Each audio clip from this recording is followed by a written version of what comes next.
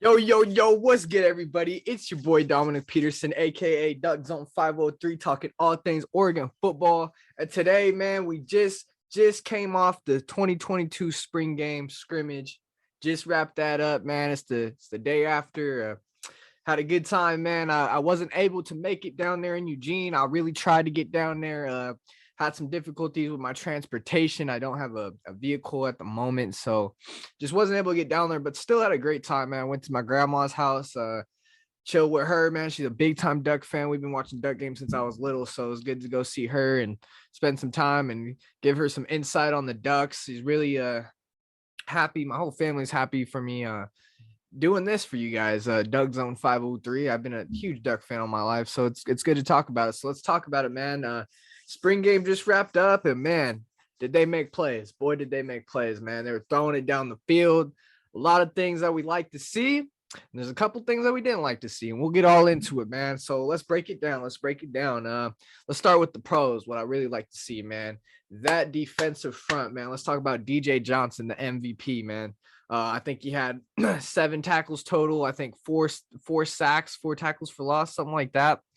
But man, he was just in there. It seemed like every play. And I know. Let's just start out by saying this. I have to say this for the people that's in the comments and going, "Oh my God, it's a spring game. Like, there's so many things wrong." Like, let's just chill out, take a breath. Let's take everything I say in this video with a grain of salt. Okay. This was a spring game. The offense, they didn't show much. Very vanilla play calling.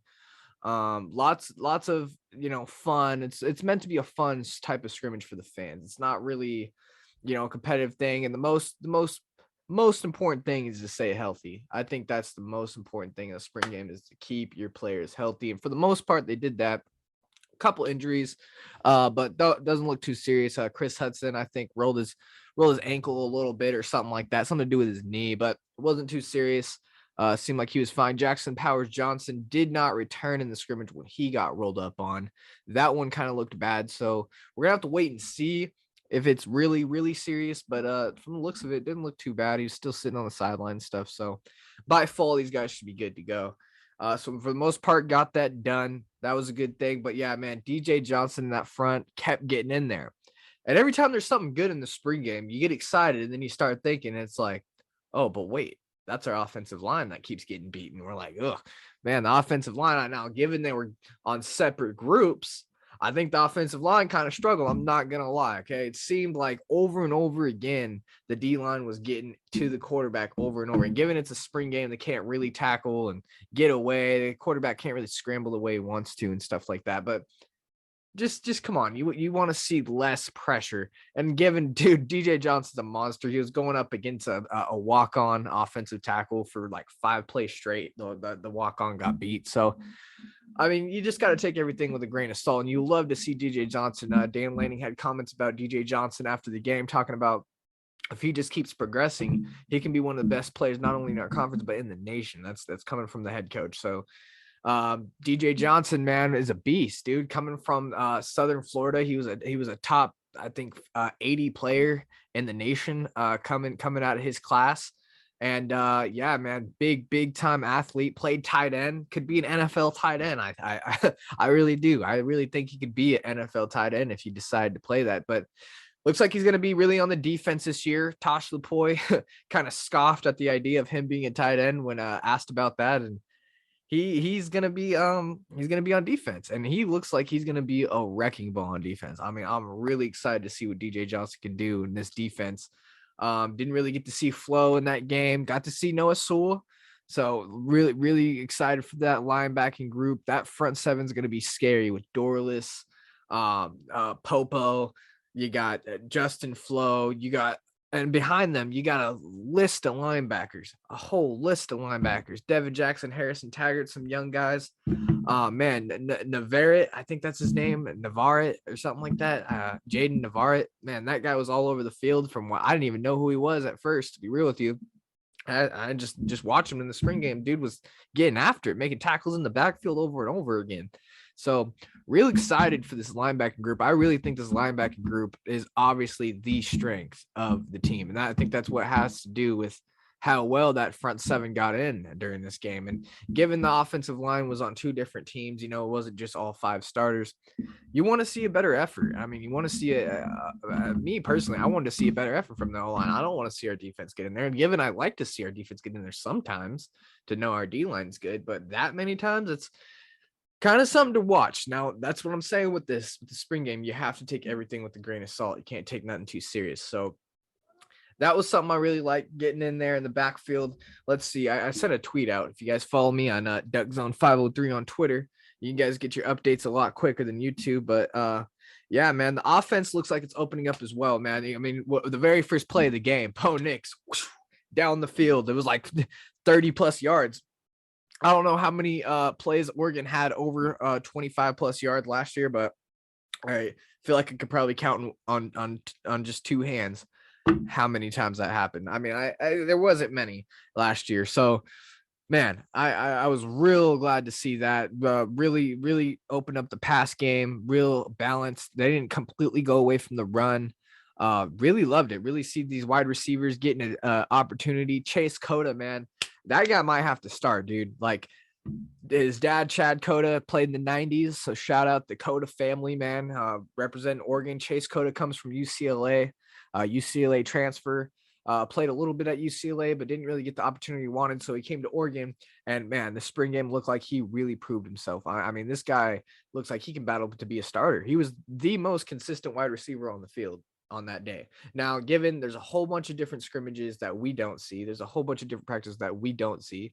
So, it's kind of hard to tell who we can say the starters are going to be, but just based on what we seen that day, dude, Chase Cota was making catches all over the field consistently with no drops. I mean, tough catches in traffic.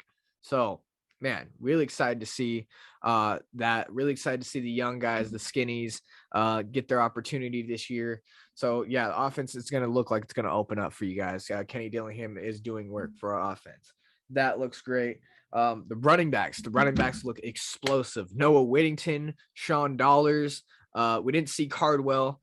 He was out, not due to injury, but just to stay away from injuries. We've seen certain guys, just wanted to stay out to keep their health up.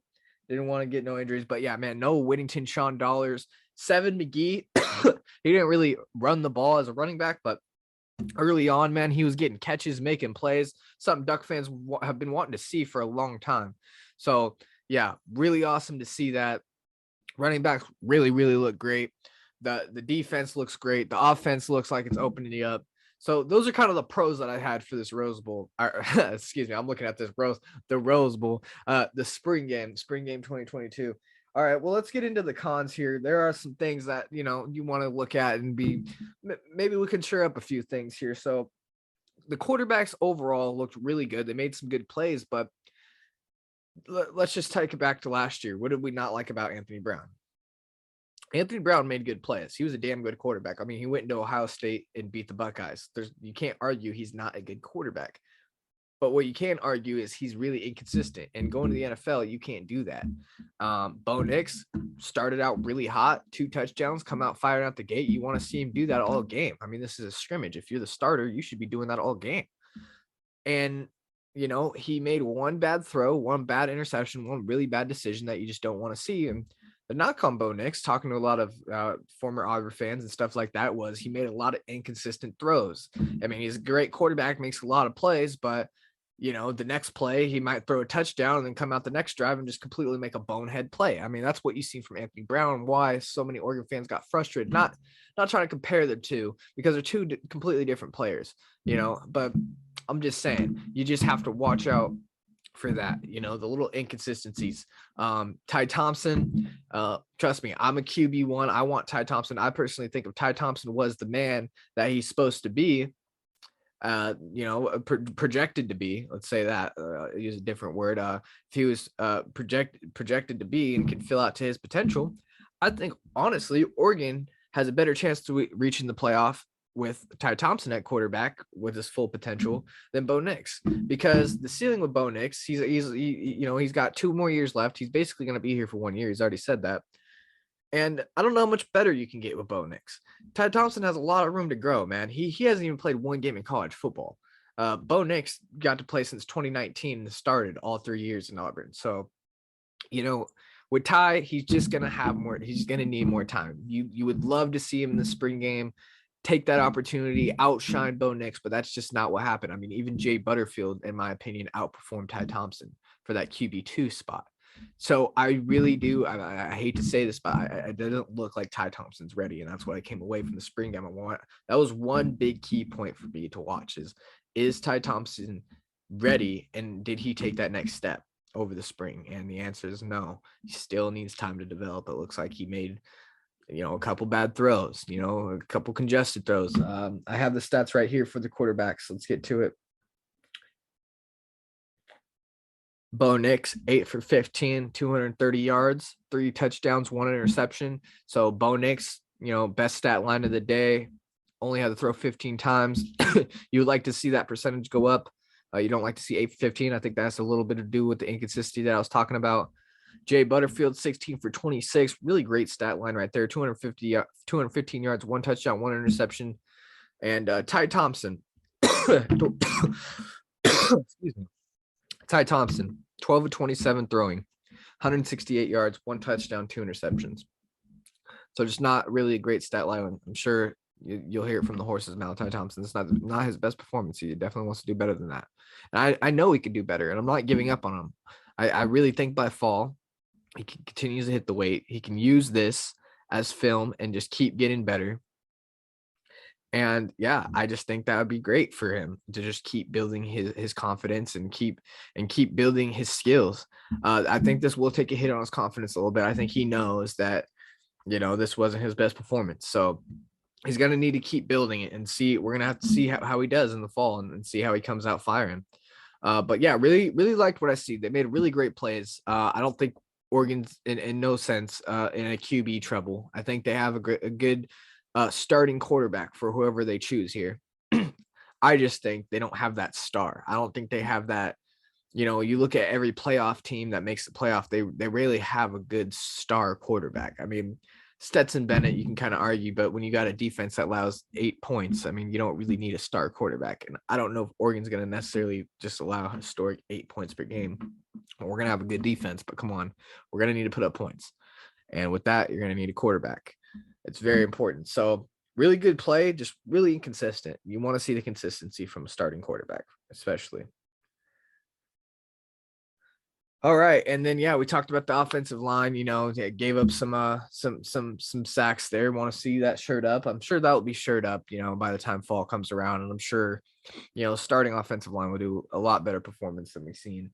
And that's pretty much my thoughts, though. The pros and cons of the spring game. Really enjoyed watching the game, and excited for the fall, man. Go Ducks! Go ahead and hit that like button if you enjoy content like this, and hit subscribe to join the family.